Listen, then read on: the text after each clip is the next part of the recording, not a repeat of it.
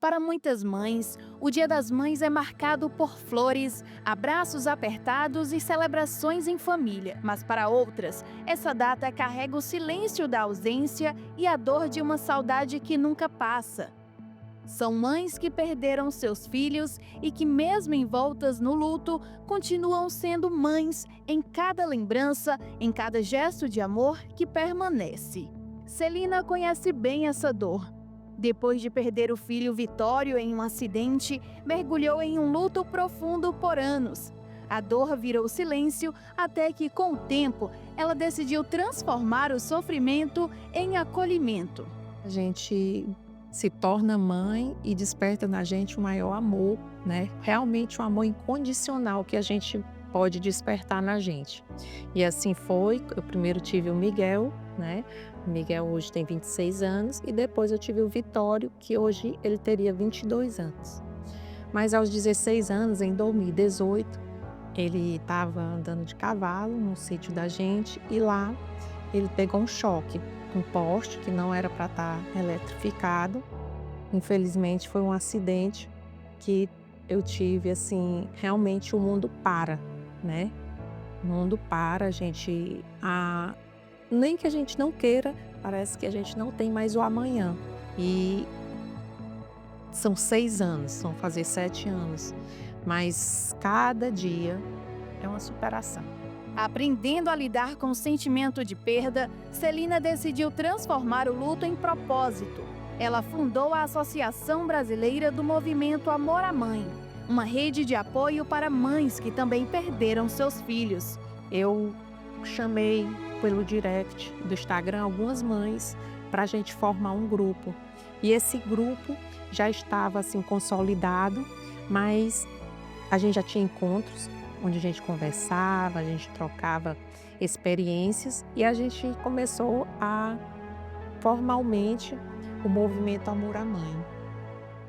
E como é que tem sido lidar com essas mulheres que, mesmo enlutadas, mesmo num momento muito difícil, delicado, precisam, né, de um apoio, precisam de uma voz amiga, um abraço. Como é para você? De que forma você pode estar ajudando essas pessoas? Nós temos uma causa, né? A causa da mãe que tem que superar essa dor, não superar, mas assim, conseguir se adaptar a essa vida, nova vida. E porque a gente fica melhor, né, a gente fica melhor. Eu, por exemplo, a minha experiência de melhor para meu outro filho, melhor para minha família e melhor para mim mesma. Com o encontro da cada encontro da Amor à Mãe, nós temos sim, a gente até no começo, quando algumas vão: "Eita, eu vou para esse, eu será se eu vou?" E depois que vai, se sente muito melhor, porque a gente vê que as experiência de uma pode ser sim, utilizada pela outra. Patrícia Mota também é um exemplo de resiliência. Ela perdeu o filho Gabriel para o câncer. Desde então, ela busca forças no convívio com outras mães que compartilham histórias semelhantes. O Gabriel, ele tinha 12 anos, ele estava jogando futebol na quadra do condomínio com os amigos, e ele levou um chute na frente da perna do lado esquerdo. E aí ele ficou com medo de me contar, né, porque eram meninos maiores, e aí ele ficou caladinho. Mas começou a doer, e aí ele chega e diz: "Mãe, eu me machuquei". E aí a gente procura saber o que foi, ele disse: "Não, eu levei um chute". Então o primeiro passo foi ir no ortopedista, né, e faz o raio-x e aí diz que foi um coágulo, começa a aparecer um nódulo. E aí ele fica tudo tranquilo, diz que é isso, mas a gente percebe que não, que aquilo não acaba, então nós vamos procurar um pediatra e aí faz ressonância e descobre que ele tinha um tumor. E desse tumor a gente já muda de cidade, nesse tempo eu morava em Imperatriz, fui para São Luís no Maranhão, e lá fizemos a cirurgia, né, e aí ele retira todo aquele tumor e volta para casa, para fazer a radioterapia, e a gente está crendo que está tudo resolvido. Só que ele começa a entrar na manutenção, né, sobre o que acontece com o câncer, a pessoa fica fazendo uma manutenção, uma visita ali periódica, mais ou menos por uns 5 anos. E aí em uma dessas visitas ele faz uma bateria de exame e descobre que o câncer havia virado uma metástase, ele foi para o pulmão. E aí Gabriel começa a fazer a quimioterapia e não resiste, faltando apenas uma sessão.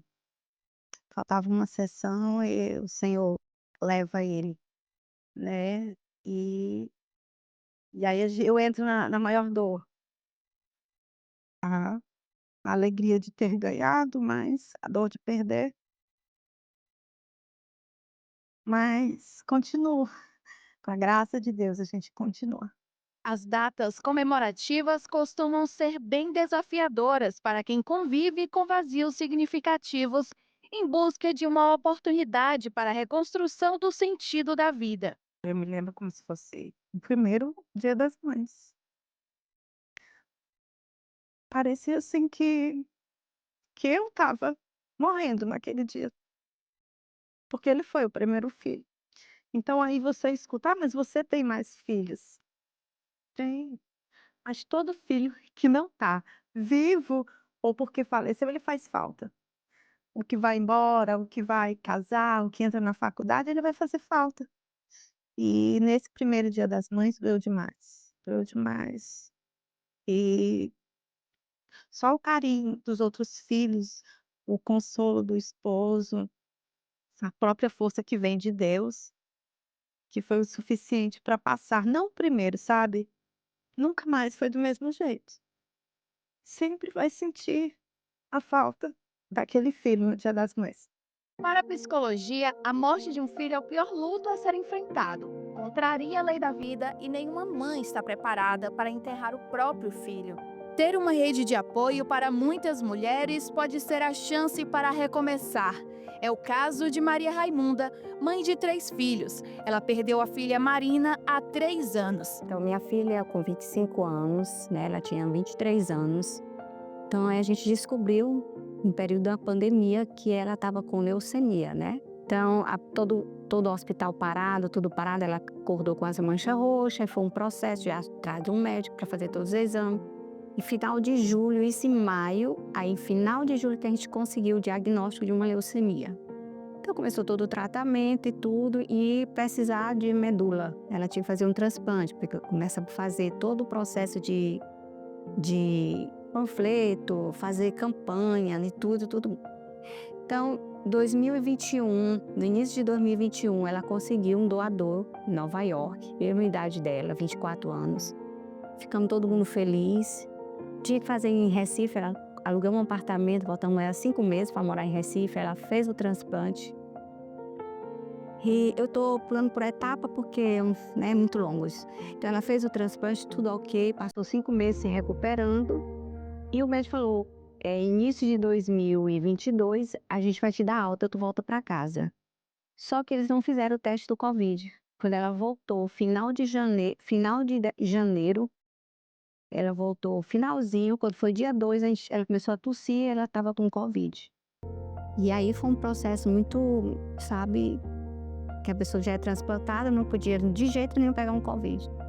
Então ela ficou muito grave, entendeu? Muito grave aqui, a gente teve que esperar ela ficar mais forte para poder transferir para Recife, e aí nesse caso de Covid, ela não resistiu, porque a gente foi de janeiro de 2022, a gente foi para Recife e junho de 2022, 3 de junho, ela faleceu. A jovem deixou um filho pequeno, Ravi, único neto de Maria Raimunda, que hoje é o seu maior motivo para continuar. Se você se entregar a esse luto, aí você vai junto. É um barco, eu digo todo dia que é um barco que a gente que tem que pilotar ele. Eu sempre fico pilotando esse barco, não sei se é pilotando, navegando. Só sei que eu sempre pego esse barco e vou indo. Às vezes ele fica ali parado. É o dia que eu tô mais para baixo. É o dia que eu não faço nada. É um dia que eu passo o dia deitada. Mas no outro dia eu tenho que navegar de novo. E eu trilhar o local que eu tenho que fazer. Onde que esse barco vai? Porque é viver. A vida continua e a gente não... E tem os planos dela que ela deixou, que é o Ravi. Eu tenho que continuar. Tudo é o Ravi, tudo. Porque a gente não pode baixar a cabeça e o Ravi vai dizer qual é a referência que ele tem de mãe.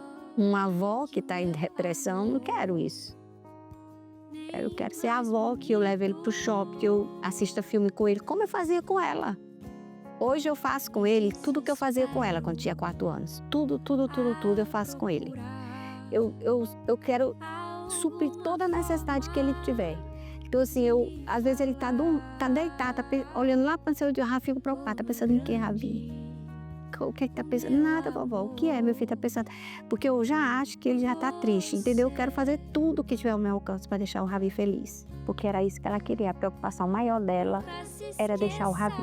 Para Celina, Patrícia, Maria Raimunda e diversas outras mães, a presença do filho não volta mais. Mas elas seguem em frente, não porque a dor passou, mas porque o amor permanece. Em cada lembrança, em cada gesto, em cada palavra dita ou silenciada, essas mães seguem sendo mães. Mesmo sem os filhos nos braços, carregam a maternidade no coração todos os dias.